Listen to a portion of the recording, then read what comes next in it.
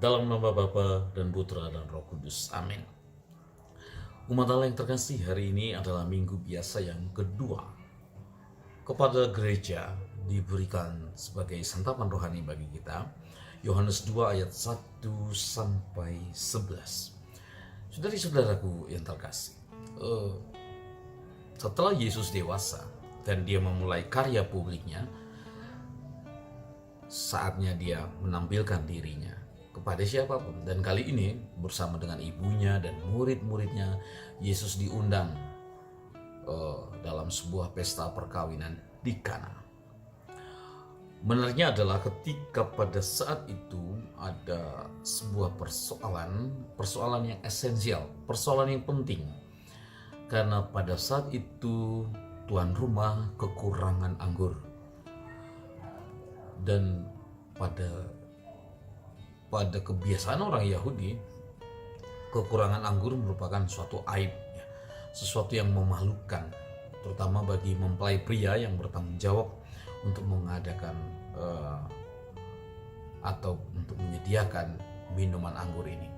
Karena penting bagi pesta apapun bagi orang Yahudi tentang anggur ini sendiri. Dan pada saat itu Bunda Maria melihat situasi ini, lalu kemudian dia berkata kepada putranya, mereka kekurangan anggur. Terbersih di sini tentang peran Maria, kepengantaraan Maria antara Allah dan manusia, bahwa dia menjadi bunda perantara permohonan kita. Meskipun pada akhirnya Yesus berkata, hai perempuan, mau apakah engkau daripadaku, karena saatku belum tiba. Tetapi Bunda Maria sebagai Bunda Yesus tetapi juga menjadi bunda kita, pada saat itu sungguh-sungguh merasakan kekhawatiran, merasakan kecemasan dan juga kerinduan mereka untuk memenuhi apa yang kurang dalam pesta itu. Kemudian ia berkata kepada pelayan itu, apa yang ia perintahkan kepadamu, lakukanlah itu. Dan sungguh luar biasa bahwa Yesus menyuruh para pelayan itu untuk mencedok air ke dalam 6 tempayan. Dan kemudian ia menyuruh mereka untuk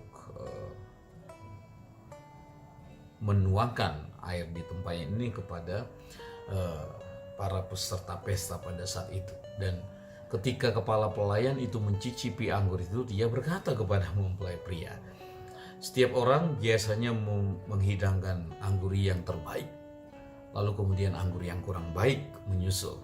Tetapi engkau sampai saat ini menyimpan anggur yang baik dan bahkan lebih baik. Kalau kita sungguh-sungguh menyadari para saudara bahwa secara mistik Yesus di sini sesungguhnya juga hadir sebagai mempelai pria yang utama, ya. Kalau kita pahami tentang rahasia Mesias, bahwa dalam kitab Yesaya 25 ayat 6 dikatakan bahwa ketika Mesias datang, maka bukit-bukit akan berlimpahkan anggur. Dan ketika Yesus datang, ia mengadakan tanda yang pertama, kedatangan Mesias. Ia mengubah air itu menjadi anggur, dan anggur itu berkelimpahan. Sekitar 600 liter anggur melalui 6 tempayan yang besar ini, yang mana dia telah mengubah itu menjadi anggur. Dan semua orang bergembira, bersuka cita, karena anggur itu memang menyukakan.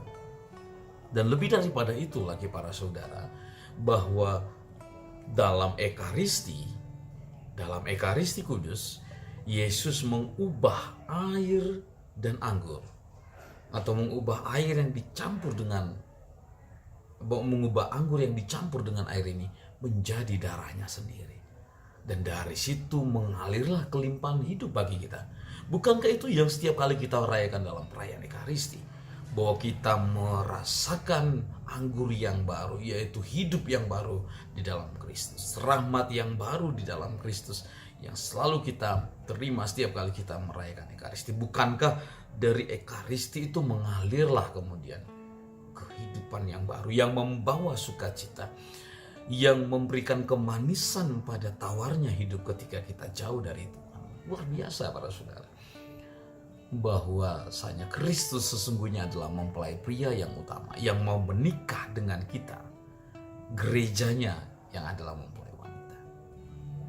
Nah, maka saudara-saudaraku yang terkasih, mari kita pastikan bahwa Yesus itu hadir di hati kita, di tengah-tengah keluarga kita, di dalam lingkup pekerjaan kita, tengah-tengah masyarakat kita. Saya yakin ketika itu hadir, ketika kita bisa menghadirkan Kristus dalam hidup kita, air itu menjadi anggur. Kehidupan kita yang biasa akan menjadi kehidupan yang luar biasa. Artinya kehidupan yang membawa rahmat bagi siapa.